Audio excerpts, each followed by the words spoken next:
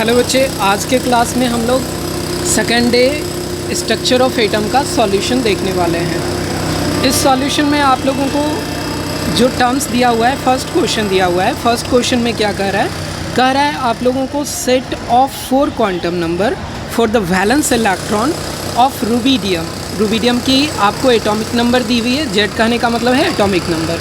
तो इसके लिए फाइनल सेट क्या क्या होगा, क्या क्या पॉसिबल हो सकता है। तो देखिए, इसके लिए आप लोगों को बच्चे, हम लोगों को जो टर्म्स होगा सेट ऑफ 4 क्वांटम नंबर, तो इसमें 4 क्वांटम नंबर के लिए सेट क्या हो सकता है। देखिए, रुबिडियम का क्या है, आर्गन के बाद का इलेक्ट्रॉनिक कॉन्फ़िगरेशन है। कहने का मतलब क्या हो गया, इसकी 5th पीरियड में इसका इलेक्ट्रॉनिक कॉन्फ़िगरेशन होगा और 5th पीरियड में भी फर्स्ट इलेक्ट्रॉन इंटर करने वाला है, क्योंकि 36 तक तो हम लोगों को क्रिप्टन कंप्लीट कर चुका है। नेक्स्ट जो फिल होगा वो रुबिडियम के लिए फिल होगा। तो रुबिडियम का इलेक्ट्रॉनिक कॉन्फ़िगरेशन आपको ये हम लोगों को क्रिप्टन, ये हम लोगों को क्रिप्टन प्लस हम लोगों को उसके बाद क्या होगा 5s1। तो इसके क्रॉसपॉन्डिंग प्रिंसिपल क्वांटम नंबर क्या क्या पॉसिबल हो सकते हैं। n की वैल्यू तो 5 होगी, l की वैल्यू 0 होगी, ml की वैल्यू भी क्रॉसपॉन्डिंग 0 ही होगी और s की वैल्यू +½ n -½ में से कोई भी हो सकता है। इस दोनों में से पॉसिबल हो सकता है। तो हम लोगों को गिवन ऑप्शन में अगर चूज़ करें तो गिवन ऑप्शन में जस्ट एक ही ऑप्शन करेक्ट है, जो कि ऑप्शन नंबर 3 है। तो अपना आंसर क्या होगा, अपना आंसर नंबर 3 होगा। नेक्स्ट क्वेश्चन को देखते हैं। नेक्स्ट क्वेश्चन है बच्चे आप लोगों को, the value of Planck constant is 6.63 × 10⁻³ joule second. तो इसमें जूल सेकेंड की वैल्यू आप लोगों को दी हुई है। फिर इसके बाद कह रहा है स्पीड ऑफ लाइट भी दिया हुआ है। तो value of closest wavelength in nanometer of quantum of light with the frequency this one. हमें पता है कि इसमें प्लैंक कांस्टेंट का कुछ भी यूज़ नहीं है। हमें पता है इलेक्ट्रोमैग्नेटिक वेव है लाइट, और इसमें ये रिलेटेड होता है speed of electromagnetic wave is directly proportional to frequency and wavelength का प्रोडक्ट के बराबर। तो हम लोग स्पीड ऑफ लाइट तो दिया हुआ है, ये क्या होगा, न्यू और लैम्डा के बराबर होगा। तो न्यू की वैल्यू कितनी दी हुई है, न्यू की वैल्यू आप लोगों को फ्रीक्वेंसी की वैल्यू दी हुई है 6 × 10⁻15 पर सेकेंड। तो हम लोग उससे डिवाइड करेंगे स्पीड ऑफ लाइट के वैल्यू में, तो जो बचेगा वो क्या मिलेगा आपको, वेवलेंथ मिलेगा लैम्डा। इसकी वैल्यू कितनी हो जाएगी, 50 नैनोमीटर।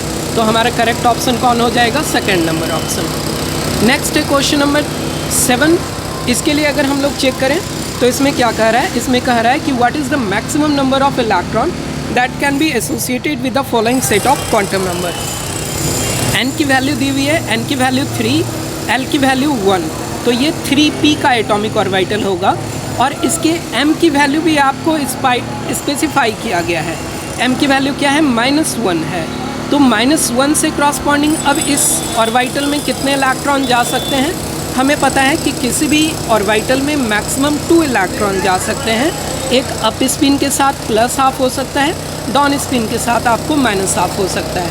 तो इसमें दो और इलेक्ट्रॉन पॉसिबल हैं। तो हम लोगों को इसका आंसर क्या हो जाएगा, थर्ड नंबर ऑप्शन 2 ऑप्शन, मतलब कि इसके 2 इलेक्ट्रॉन करेक्ट ऑप्शन है।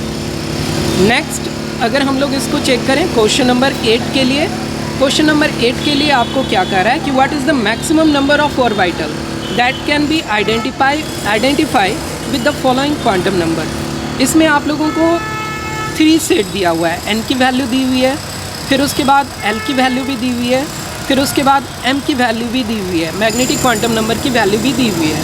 जब ये सारा कुछ स्पेसिफाई किया हुआ है तो एक ही ऑर्बिटल पॉसिबल होगा इस सेट ऑफ क्वांटम नंबर के साथ।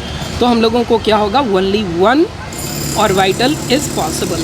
तो हम लोगों को इसका आंसर क्या हो जाएगा, फर्स्ट ऑप्शन। नेक्स्ट है क्वेश्चन नंबर 9। इसमें आइसो इलेक्ट्रॉनिक पूछ रहा है आप लोगों को बेरिलियम के लिए। तो आपको पता है कि बेरिलियम के इलेक्ट्रॉनिक नंबर कितने थे, 2 थे। 2 इलेक्ट्रॉन इसमें से रिलीज़ कर दिया गया है, क्योंकि +2 हो गया। तो बचे कितने इलेक्ट्रॉन, इसमें एक भी इलेक्ट्रॉन नहीं बचा। तो जिसमें एक भी इलेक्ट्रॉन नहीं होगा वही इसके आइसो इलेक्ट्रॉनिक्स होंगे। तो वैसा स्पेसीज सिर्फ हमें हाइड्रोजन में मिलता है H+ आयन में।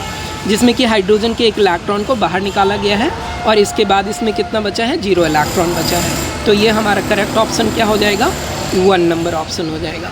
तो आज के क्लास में ये आपके PYQ का सॉल्यूशन था। तो अब हम लोग इस वीडियो को यहीं पे एंड कर रहे हैं। Thank you.